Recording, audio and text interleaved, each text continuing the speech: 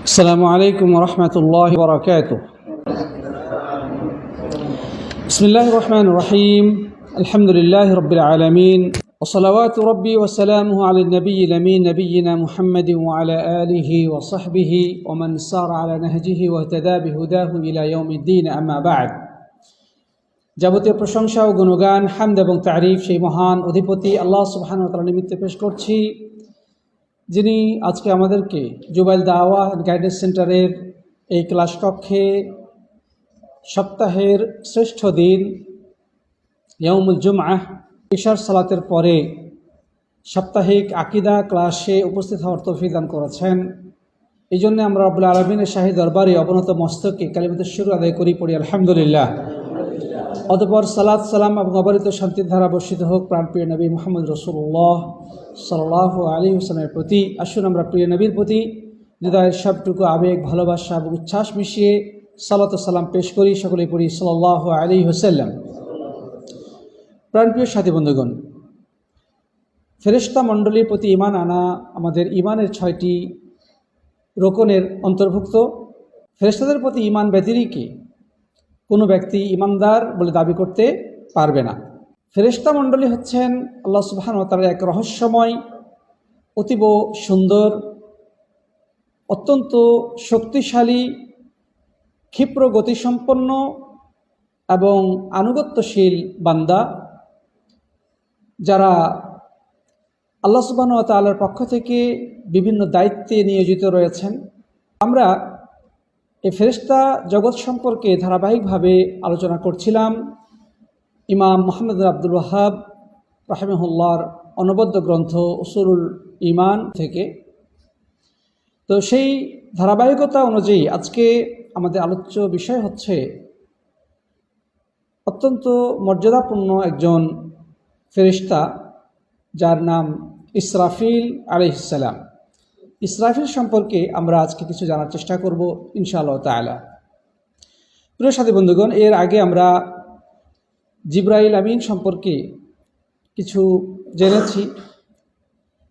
আর যেহেতু ফেরেশতাগণ হচ্ছেন আল্লাহ সুবহানাহু ওয়া তাআলার বিশেষ বান্দা, যাদেরকে আমরা স্বচক্ষে সরাসরি দেখি না যতক্ষণ পর্যন্ত তারা বিশেষ কোনো রূপ পরিগ্রহ করে আমাদের সামনে উপস্থিত না হন। যেমন নবী করিম সাল্লাল্লাহু আলাইহি সাল্লামের সময় সাহাবীদেরকে দ্বীন শিক্ষা করার উদ্দেশ্যে মানুষের আকৃতি ধারণ করে জিবরাইল আমিন আগমন করেছেন। আমরা জিবরাইল আমিন সম্পর্কে গত ক্লাসে মোটামুটি কিছু ধারণা পেয়েছি। আল্লাহ সুবহানাহু ওয়া তাআলা তাকে কত সুন্দর, কত শক্তির অধিকারী, কত সম্মানিত, এবং তার কতগুলো পাখা রয়েছে, তার কি পোশাক রয়েছে, এই বিষয়গুলো আমরা গত 2টি ক্লাসে আলোচনা শুনেছি। তো যাই হোক সাথী বন্ধুগণ, আজকে আমরা যেটা জানব সেটি হচ্ছে ফেরেশতা ইসরাফিল সম্পর্কে। প্রিয় বন্ধুগণ, এই ইসরাফিল কে? এই ইসরাফিল হচ্ছেন সিংগাই ফুৎকারের দায়িত্বপ্রাপ্ত একজন সম্মানিত ফেরেশতা। যে 4জন ফেরেশতা হচ্ছেন সকল ফেরেশতাদের মধ্যে সর্বাধিক মর্যাদাপূর্ণ, তাদের মধ্যে একজন হচ্ছেন ইসরাফিল। জিবরাইল, মিকাইল, ইসরাফিল এবং মালাকুল মউত, এই 4জন হচ্ছেন সকল ফেরেশতাদের মধ্যে সবচেয়ে মর্যাদাপূর্ণ, সবচেয়ে সম্মানিত এবং গুরু দায়িত্ব সম্পন্ন ফেরেশতা। তো এই ইসরাফিলের দায়িত্ব হচ্ছে সিংগায় ফুৎকার দেওয়া, আর তার ফুৎকারের মাধ্যমেই তিনি যখন সিংগায় ফুৎকার দিবেন, এরপরেই পৃথিবী লণ্ডভণ্ড হয়ে যাবে, অর্থাৎ কিয়ামত সংঘটিত হবে। عن أبي سعيد الخدري رضي الله تعالى عنه قال قال رسول الله صلى الله عليه وسلم كيف أنعم وصاحب القرن قد التقم القرن وحنى جبهته وأصغى سمعه ينتظر متى يؤمر فينفخ قالوا فما نقول يا رسول الله قال قولوا حسبنا الله ونعم الوكيل وعلى الله توكلنا। ইমাম তিরমিজি রাহিমাহুল্লাহ এই হাদিসটি বর্ণনা করে এটিকে হাসান হিসেবে আখ্যায়িত করেছেন এবং ইমাম হাকিম নিসাপুরি তার মুস্তাদরাক কিতাবে এটিকে উল্লেখ করেছেন। আবু সাঈদ খুদরি রাদিয়াল্লাহু তাআলা থেকে বর্ণিত, রাসূল করিম সাল্লাল্লাহু আলাইহি ওয়াসাল্লাম ইরশাদ করেছেন যে আমি কিভাবে সুখে জীবনযাপন করতে পারি অথচ সিঙ্গাওয়ালা সিঙ্গা মুখে লাগিয়ে রেখেছেন, তার কপাল সামনে ঝুঁকে রয়েছে এবং তিনি কান লাগিয়ে অপেক্ষা করছেন যে কখন তাকে ফু দিতে আদেশ করা হবে, অতঃপর তিনি ফু দিবেন। মানে ইসরাফিল সিঙ্গায় ফুৎকার দেওয়ার জন্যে পরিপূর্ণভাবে প্রস্তুতি নিয়ে রয়েছেন, উৎকর্ণ হয়ে আছে রব্বুল আলামিন কখন তাকে আদেশ করবেন। আর আদেশ পাওয়ার সাথে সাথে কাল মুহূর্ত বিলম্ব না করে তিনি সিঙ্গায় ফুৎকার দিবেন। এই বিষয়টি সাহাবায়ে কেরাম শোনার পরে তাদের কাছে খুব কঠিন মনে হলো। তখন সাহাবাগণ আল্লাহ নবী সাল্লাল্লাহু আলাইহি ওয়াসাল্লামকে প্রশ্ন করলেন যে হে আল্লাহর রাসূল, তাহলে তখন আমাদের কি করা উচিত বা কি বলা উচিত? তখন তিনি বললেন যে তোমরা বলো হাসবুনাল্লাহু ওয়া নি'মাল ওয়াকিল, আলাল্লাহি তাওয়াক্কালনা, আল্লাহ আমাদের জন্য যথেষ্ট, তিনি সর্বোত্তম কর্মবিধায়ক এবং আমরা আল্লাহর প্রতি ভরসা করি। প্রিয় সাথী বন্ধুগণ, এই হাদিসটি ইবনুল মুবারক তার জুহুদ কিতাবে উল্লেখ করেছেন। তারপরে মুসনাদ আহমদে হাদিসটি বর্ণিত হয়েছে, আরও বিভিন্ন হাদিসি কিতাবে বর্ণিত হয়েছে। তো এই হাদিসের মধ্যে একজন বর্ণনাকারী রয়েছেন, তার নাম হচ্ছে আতিয়া আল আউফি। তিনি জয়ীফ বা দুর্বল, কিন্তু এই বর্ণনাটি দুর্বল হলেও এই হাদিসটিকে সমর্থন করার অন্য একটি বর্ণনা রয়েছে, যার পরিপ্রেক্ষিতে মুহাদ্দিসিনে কেরাম এটিকে হাসান বা গ্রহণযোগ্য হাদিস হিসেবে উল্লেখ করেছেন, অর্থাৎ এই হাদিসটি গ্রহণযোগ্য। প্রিয় বন্ধুগণ, ইসরাফিল আলাইহিস সালাতু ওয়াস সালাম আল্লাহর পক্ষ থেকে নির্দেশ পাওয়ার অপেক্ষায় রয়েছেন।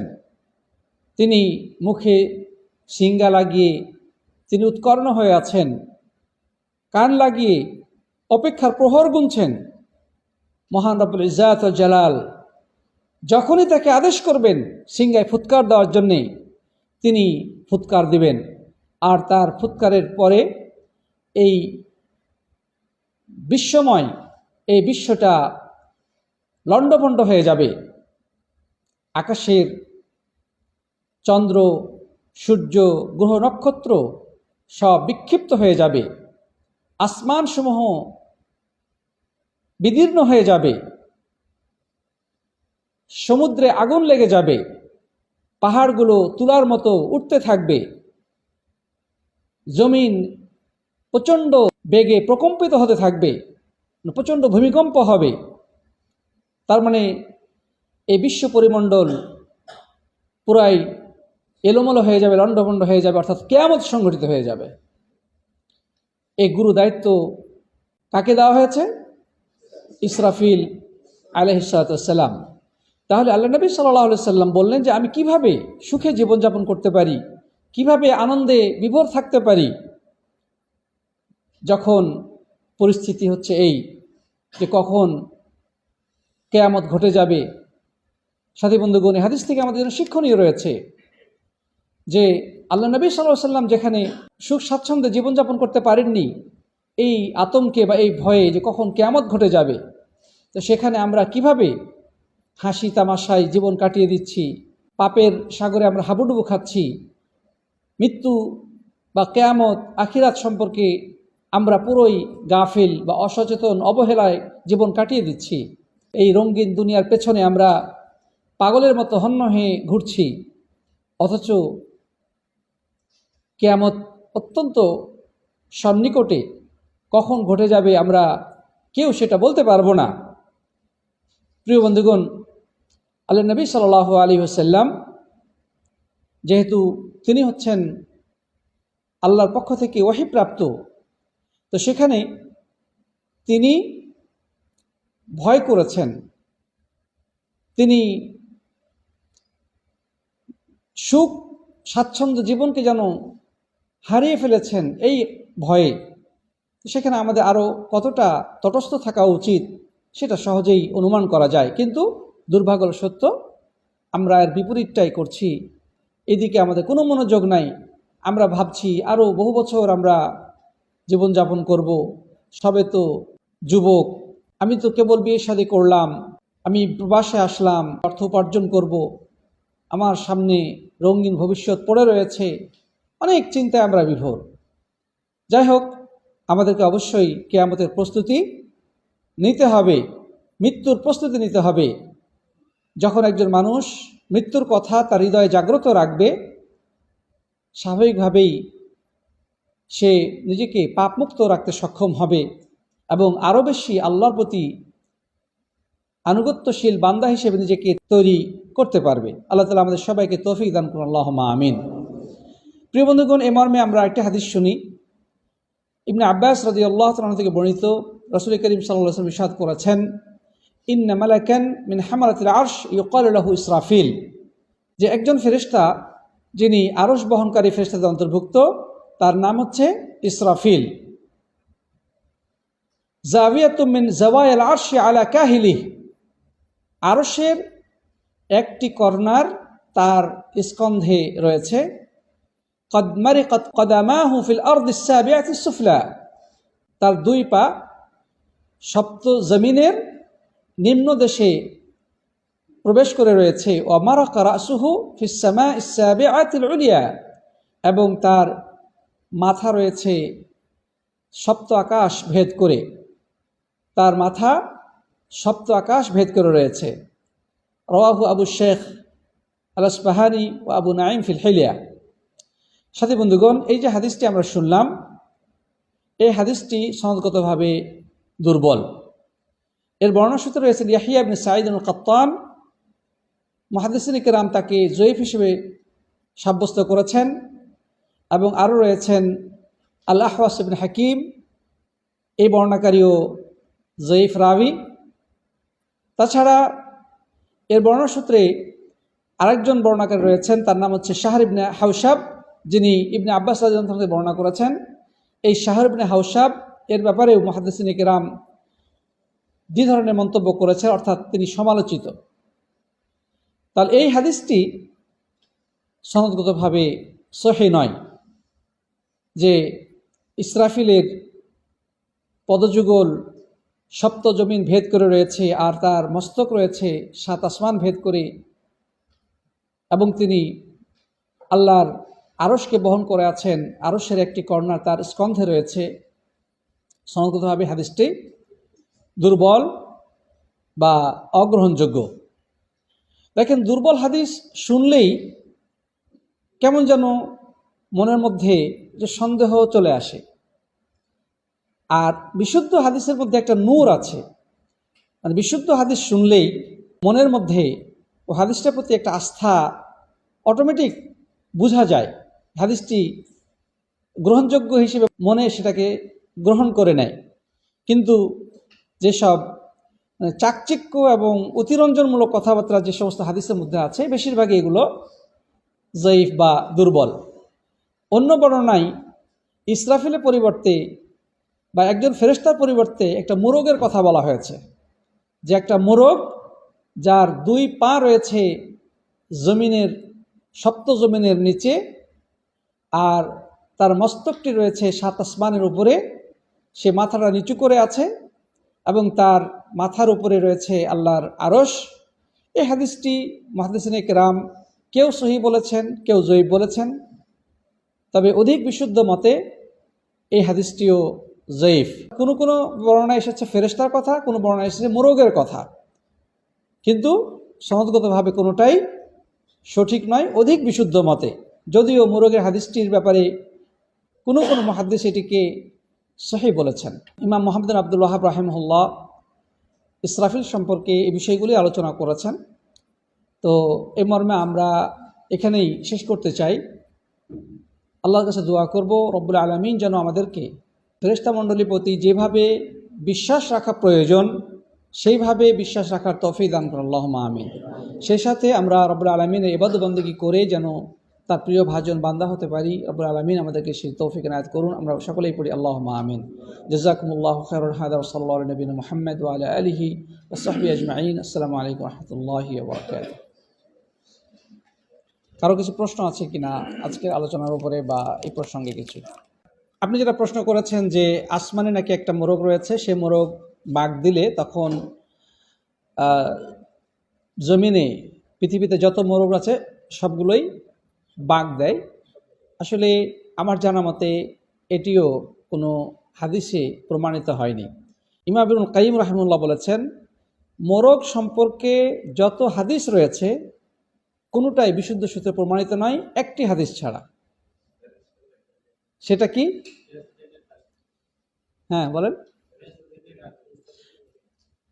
একটা হাদিস ছাড়া, আর সেই হাদিসটা হলো মোরগ যখন ফেরেশতা দেখে তখন সে বাঘ দেয়। হে আল্লাহ, আমি আপনার অনুগ্রহ প্রার্থনা করছি। তো এই হাদিসটি ছাড়া মোরগ সংক্রান্ত আর যত হাদিস রয়েছে কোনোটাই বিশুদ্ধ সূত্রে প্রমাণিত নয়। কি দোয়া পড়তে হয়? আল্লাহুম্মা ইন্নী আসআলুকা মিন ফাদলিকা।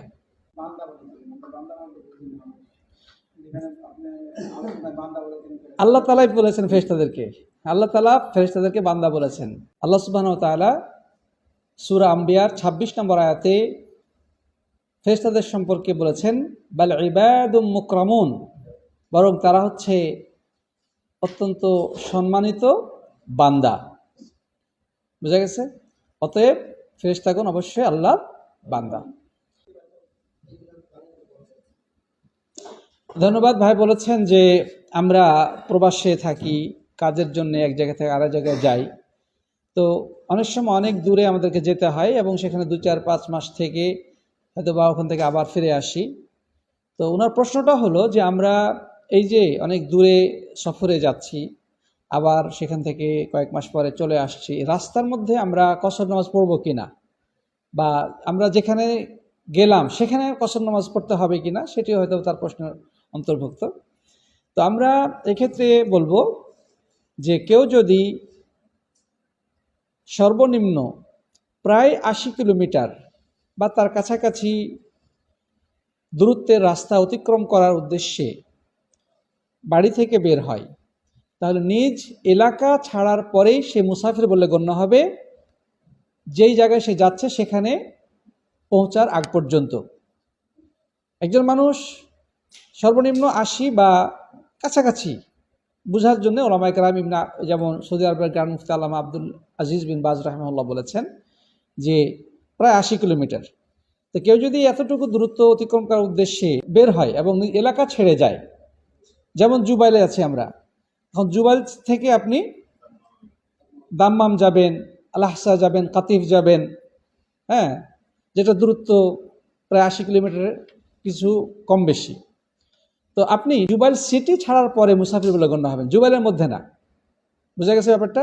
জুবাইলের যে বিল্ডিংগুলো আছে, অর্থাৎ এই শহরের দূরত্ব যতটুকুই হোক না কেন, এই শহরের মধ্যে থাকা অবস্থায় আপনি মুসাফির বলে গণ্য হবেন না। শহর ছাড়ার পরে আপনি মুসাফির বলে গণ্য হবেন। রাস্তায় যদি নামাজ পড়েন তাহলে আপনি কসর করবেন, অর্থাৎ ৪ রাকাত বিশিষ্ট ফরজ নামাজকে ২ রাকাত পড়বেন, আর সুন্নতগুলো পড়া থেকে বিরত থাকবেন, শুধুমাত্র বিতির এবং ফজরের ২ রাকাত সুন্নত ছাড়া। যখন আপনি কাতিফে পৌঁছে গেলেন, সেখানে যদি আপনি অনেকদিন থাকার নিয়ত করেন, তাহলে ওই কাতিফ শহরে পৌঁছার পরে বা দাম্মাম শহরে পৌঁছার পরে আপনি আর মুসাফির বলে গণ্য হবেন না। অর্থাৎ সেখানে পৌঁছার পরে আপনাকে যথানিয়মে পরিপূর্ণ সালাত আদায় করতে হবে। এখন আপনি যেখানে যাচ্ছেন, যে শহরে যাচ্ছেন, সে শহরে কতদিন থাকার নিয়ত থাকলে আপনি মুসাফির হবেন বা হবেন না, এই বিষয়ে ওলামাদের মাঝে দ্বিমত রয়েছে। এ ব্যাপারে অনেকগুলো মতামত রয়েছে। কেউ বলছে ১৫ দিন, কেউ বলছে ১৯ দিন, বা এর থেকে আরও কমও বলেছে। তবে সর্বনিম্ন যেই মতটা পাওয়া যায় সেটা হচ্ছে ৪ দিন। তো যেহেতু এটি নামাজের মতো অত্যন্ত গুরুত্বপূর্ণ একটি ইবাদতের সাথে সম্পৃক্ত, এই জন্যে সবচেয়ে কম যে মত সেটাকে গ্রহণ করাই নিরাপদ। অর্থাৎ ৪ দিন বা তার কম সময়ের জন্যে কেউ যদি কোথাও যায়, বা ওই শহরে থাকার নিয়ত করে, তাহলে সে ওই শহরে গিয়েও যথানিয়মে কসর নামাজ আদায় করবে। এই 3-4 দিন যে থাকবে প্রতিদিনই সে কসর করবে।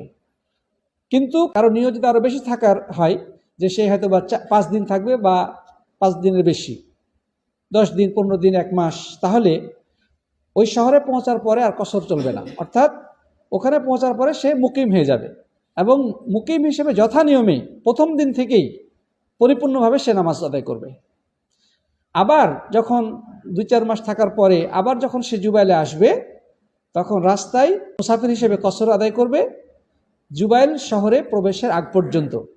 জুবাইল শহরে পৌঁছে গেলে তখন আর কসর করা চলবে না, তখন আপনি নিজস্ব শহরে এসে পড়লেন, নিজস্ব এলাকায় চলে আসলেন।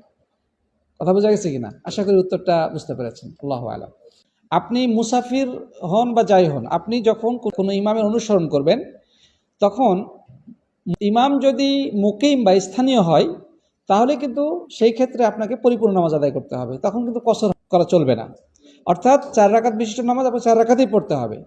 এমনকি যদি 1 রাকাত 2 রাকাত ছুটে গিয়ে থাকে, ধর যে আপনি পরে গিয়েছেন, ইমাম 2 রাকাত পড়ে ফেলেছেন, আপনি পরে গিয়ে যুক্ত হয়েছেন, ইমাম সালাম ফেরানোর পরে আপনাকে উঠে ওই 2 রাকাত কী করতে হবে? পড়তে হবে। বোঝা গেছে ব্যাপারটা? অর্থাৎ আপনাকে মানে মুকিমের মতো করেই ফরজ নামাজটা পড়তে হবে, তবে সুন্নতগুলো পড়া লাগবে না, সুন্নতগুলো পড়ার লাগবে না। জি।